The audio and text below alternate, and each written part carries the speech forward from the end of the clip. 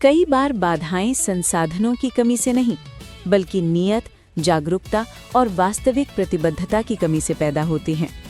फिर भी दिव्यांगजन लगातार अपने लिए रास्ते बनाते हैं ताकि वे समाज में समान रूप से भाग ले सकें, योगदान दे सकें और जीवन का अनुभव दूसरों की तरह कर सकें।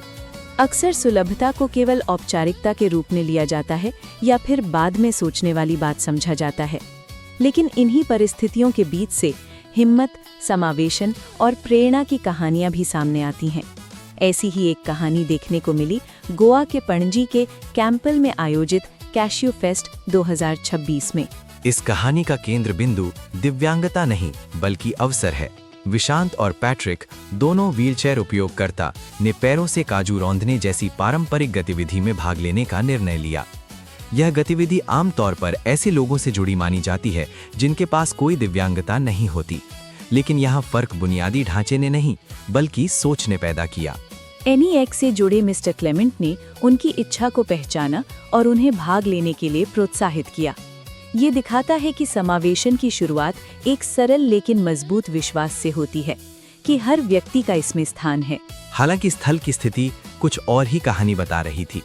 पैरों से काजू रौंदने की व्यवस्था लगभग 1 फुट ऊंचाई पर थी, जहां तक पहुंचने के लिए कोई रैंप या सुलभ मार्ग नहीं था।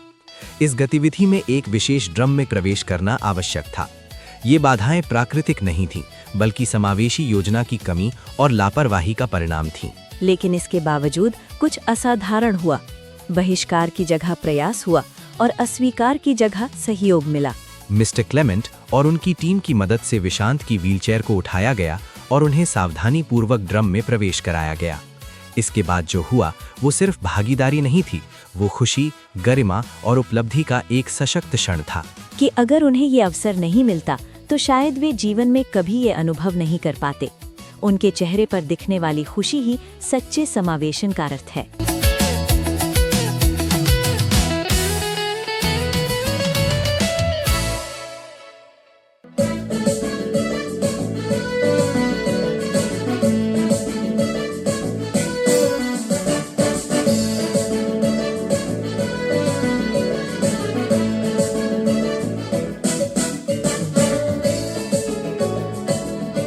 पैट्रिक का अनुभव भी उतना ही प्रेरणादायक था।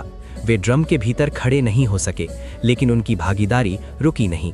उन्होंने ड्रम के बाहर अपने तरीके से हाथों से काजू रौंदते हुए इस गतिविधि में हिस्सा लिया। ये बताता है कि समावेशन का मतलब एक जैसा तरीका नहीं, बल्कि हर व्यक्ति के लिए सही तरीका है।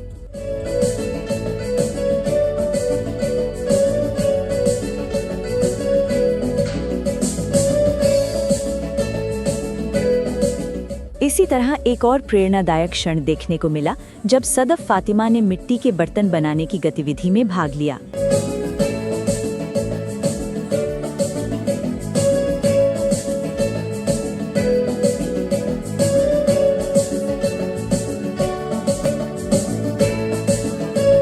प्रसाद कम दृष्टि के बावजूद मिट्टी को आकार देते हुए अपनी प्रतिभा और आत्मविश्वास का शानदार परिचय दे रहे हैं। उनके चेहरे पर झलकती ये उपलब्धि की मुस्कान बहुत कुछ कह जाती है।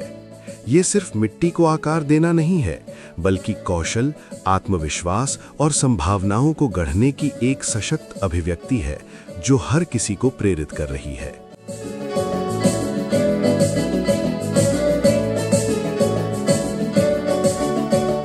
वास्तविक बाधा दिव्यांगता नहीं, बल्कि अवसरों का अभाव है। लेकिन इन कहानियों के बीच एक जरूरी सवाल भी खड़ा होता है। क्या समावेशन केवल लोगों की सद्भावना पर निर्भर रहेगा या ये व्यवस्था का हिस्सा बनेगा? नीतियां हैं, दिशा निर्देश हैं, कानून भी हैं, लेकिन उनका क्रियान्वयन अक्सर अधूरा, सतही या पूरी तरह अनुपस्थित रहता है।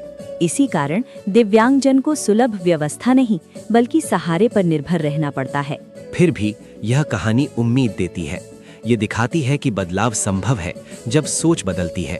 मिस्टर क्लेमेंट ने भी यह स्वीकार किया और भविष्य में अधिक समावेशी आयोजन का संकल्प लिया।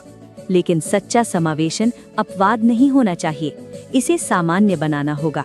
जहां नियत होती है वहां रास्ते निकलते हैं, लेकिन अब समय है कि यह नियत नीतियों के सही क्रियान्वयन, जवाबदेही और प्रणालीगत बदलाव में बदले। समावेशन कोई दया नहीं है, ये एक कानूनी अधिकार है, एक सामाजिक जिम्मेदारी है और एक समान समाज की पहचान है।